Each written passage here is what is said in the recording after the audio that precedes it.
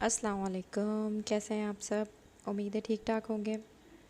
और काफ़ी दिनों बाद मैं वीडियो बना रही हूँ और मुझे बहुत सारी रिक्वेस्ट आई हैं। हालांकि व्यूज़ इतने नहीं हैं लेकिन रिक्वेस्ट बहुत ज़्यादा आती हैं, पता नहीं कैसे। एक बहुत प्यारी कमेंटेटर हैं रबिया अली शेर, इन्होंने पिछले हफ्ते कमेंट किया था, मसरूफ़ियत के बायस मैं नहीं देख सकी।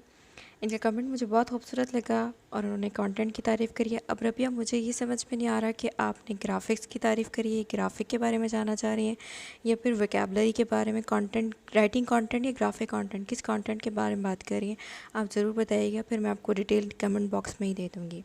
थैंक यू सो मच, आपने इतना बड़ा कमेंट किया मेरे लिए। I will record it in my diary. Once again thank you and let's begin with new affirmation. आज की अफर्मेशन है I am capable of doing hard things. What? I am capable of doing hard things. मैं इस काबिल हूँ कि तमाम मुश्किल काम कर सकूँ। मेरे पास तमाम मुश्किल काम करने की सलाहियत है। वो काम जो मुझे मुश्किल लगते हैं वो मैं कर सकती हूँ। आप अपने आप को बताएं। जब आप अपने आप को बताएंगे तो आप खुद महसूस करेंगे कि आप वाकई काबिल हैं। आप बताएं अपने आप को, I am capable of doing hard things.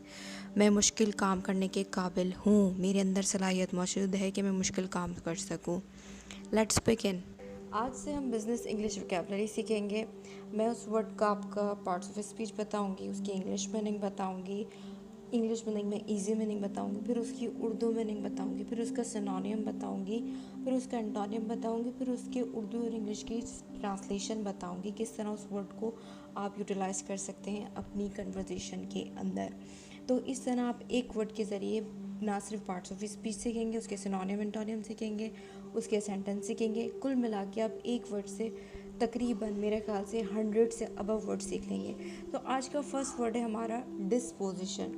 Disposition एक नाउन है। डिस्पोजिशन की इंग्लिश में ईजी मीनिंग होगी, यानी वो आरामदायक कंफर्टेबल मीनिंग जिससे आप डिस्पोजिशन को समझ सकें, वो है the particular type of character that a person naturally has. Urdu meaning है इसकी फितरी रुझान, मिलान, रग़बत, मिजाज, तबीयत काबू, इख्तियार या तसर्रुफ़। सिनोनियम से इसको और समझने में आसानी होगी कि डिस्पोजिशन जहाँ जहाँ लगे आप वहाँ उसका सिनोनियम उससे रिप्लेस कर दें। जैसे कि माइंड एंड पर्सनालिटी की जब बात हो और कोई डिस्पोजिशन बोले तो आप माइंड एंड पर्सनालिटी भी समझ सकते हैं, पर्सनल टेम्परमेंट भी समझ सकते हैं, हैबिचुअल बिहेवियर कहते हैं इसको, डिस्पोजिशन को। एंटोनियम में डिस्पोजिशन के इनडिस्पोजिशन, अनविलिंगनेस और डिसइंक्लिनेशन। सेंटेंस डिस्पोजिशन वो नर्वस, खुशमिजाज और सख्त तबीयत की है, यानी एक लड़की की करेक्टरिस्टिक बताइए कि उसमें क्या क्या खसूसियात हैं। तो उस चीज़ को जो बयान किया है ना, तबीयत और मिजाज वगैरह को, उस वर्ड को डिस्पोजिशन कहते हैं। She is of a nervous, cheerful, Sunny disposition. जब आप किसी को खुश मिजाज कहें तो आप उसे कह सकते हैं चेयरफुल डिस्पोजिशन। किसी को नर्वस देखें और वो कहें कि ये वाकई नर्वस तबीयत इसकी रहती है तो आप उसे कह सकते हैं नर्वस डिस्पोजिशन। अगर आप किसी को सख्त तबीयत वाले शख्स को देखें तो आप उसे कह सकते हैं कि ही इज़ सनी डिस्पोजिशन, ही है सनी डिस्पोजिशन। तो डिस्पोजिशन वर्ड बहुत इंपॉर्टेंट है और बहुत जगह आता है, आप इसको यूज़ करें, यूटिलाइज़ करें। नेक्स्ट सेंटेंस है इसका, उसका सोचने का रुझान हमेशा से मुनफी था। अब यहाँ पर उसकी टेंडेंसी, उसका रुझान, उसकी तबीयत बताइए साइकोलॉजी के थ्रू कि वो कैसा है। तो her disposition was to always think negatively. I hope you understand this word and you will use your this word in your sentences. Next word is accusation. Accusation एक नाउन है। Accusation की English meaning आप बहुत ध्यान से समझें क्योंकि ये बहुत जगह यूज़ होता है और इसकी काफ़ी डिफरेंट मीनिंग निकलती हैं। पहले इसकी इंग्लिश मीनिंग देखते हैं। The process of getting something, किसी चीज़ के हासिल करने के अमल को आप एक्यूजिशन कहते हैं। Something that someone buys often to add to collection और थिंग्स, कोई शख्स कोई चीज़ ख़रीदता है जस्ट इसलिए ख़रीदता है कि वो उसकी कलेक्शन में इजाफा कर सके, या किसी के पास अगर घड़ी किसी ने ख़रीदी तो वो उसका पूरा कलेक्शन होगा घड़ियों का, तो आप उसे एक्यूजिशन कह सकते हैं। इसकी उर्दू मीनिंग है हुसूल, तहसील, इक्तसाब, हासिल करदा चीज़। सिनोनियम है इसका getting, receiving end accepting, obtaining और लर्निंग भी एक्यूजिशन में आती है। अगर आप कोई कोर्स लर्न कर रहे हैं तो आप उसे कह सकते हैं कि ये मेरी एक्यूजिशन है। क्यों? क्योंकि आपने उसको प्रोसेस करके हासिल करा है। जिस चीज़ को हम प्रोसेस करके हासिल करते हैं उसको हम एक्विजिशन में शामिल करते हैं। बिज़नेस में बहुत सारी एक्टिविटीज़ होती हैं जिनको हम एक्विजिशन में शामिल कर सकते हैं। इसका एंटोनियम है फेलियर, लॉस और मिस। सेंटेंसेस एक्विजिशन के: मुझे तुम्हारे बुंदे अच्छे लगे, क्या अभी अभी लिए हैं? अभी मैंने बहुत आसान सा सेंटेंस बनाया है और ये मैंने सेंटेंस लिया है कैम्ब्रिज की 4th एडिशन डिक्शनरी से, वहाँ पर ये सेंटेंस लिखा हुआ है। तो देखिए कितना आसान यूज़ सिखाया है नॉर्मल लाइफ में।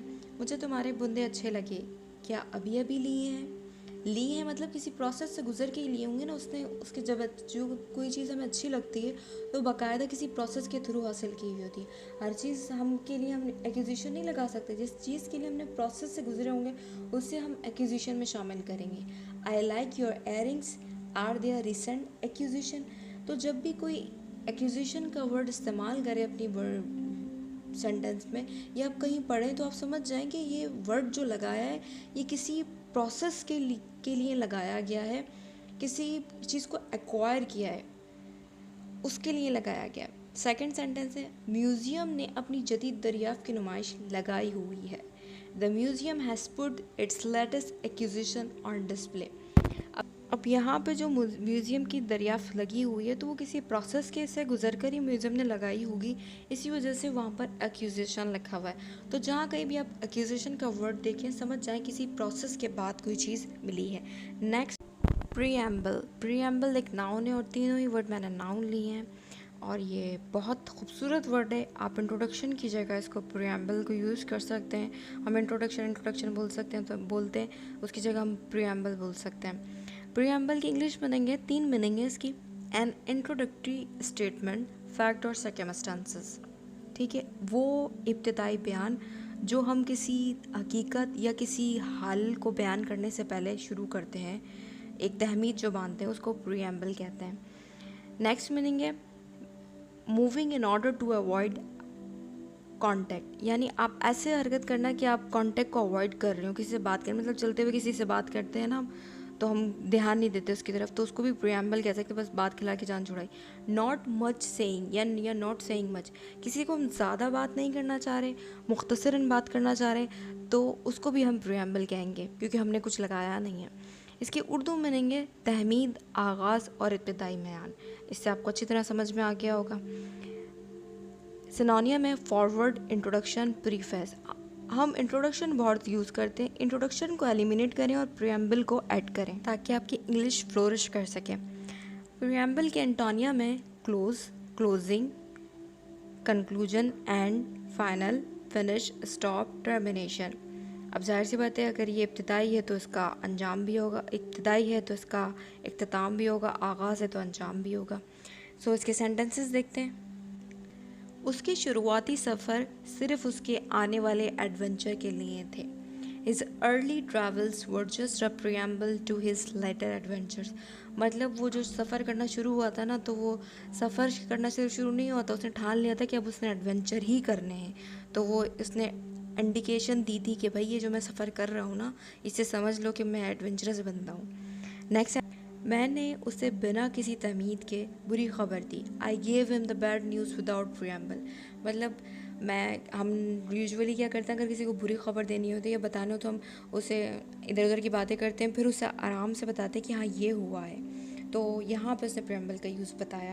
ये सारे वर्ड्स बहुत यूज़फुल हैं और मैं वही वर्ड्स लाती हूँ जो आपकी इंग्लिश को फ्लोरिश कर सकें। So stay connected and comment ताकि मैं और अच्छे वर्ड्स लेकर आऊँ और अच्छे ग्राफिक में वीडियोस बनाऊँ। फ़ी अमान अल्लाह। Routine, thanks for watching. फ़ी अमान अल्लाह।